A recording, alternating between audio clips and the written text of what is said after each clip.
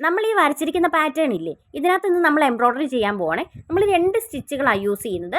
ഒന്ന് സ്റ്റെം സ്റ്റിച്ചും ഒന്ന് bullion not എന്ന് പറഞ്ഞ സ്റ്റിച്ചും ആട്ടോ ചെയ്യുന്നത്. ഈ സ്റ്റെമ്മ് പോലെ വരുന്ന ഭാഗത്ത് നമ്മൾ കംപ്ലീറ്റ്, അതായത് ഈ സ്ട്രൈറ്റ് ചെറിയൊരു കർവ് പോലെ വരച്ചിട്ടില്ലേ, അത് ഫുള്ള് നമ്മൾ സ്റ്റെം സ്റ്റിച്ചും ആ അപ്പുറത്തോട്ടും ഇപ്പുറത്തോട്ടും ഓരോ ചെറിയ ലൈൻസ് പോലെ നമ്മൾ കൊടുത്തിട്ടില്ലേ, അവിടെ നമ്മൾ ബുള്ളിയൻ നോട്ടും ആട്ടോ ചെയ്യാൻ പോകുന്നത്.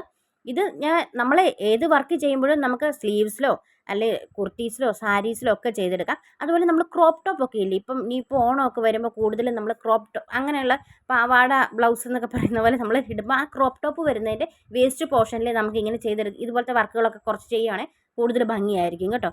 അപ്പോൾ പല കളറുകൾ യൂസ് ചെയ്യാം. ഞാനിപ്പോൾ ഇത് ബ്ലൂവും ഗ്രീനും കോമ്പിനേഷനിൽ ഒരു ലാവണ്ടർ ഒരു എഫക്റ്റ് കിട്ടാൻ വേണ്ടിയിട്ട് ചെയ്തിട്ടുണ്ടെന്നേ ഉള്ളൂ കേട്ടോ.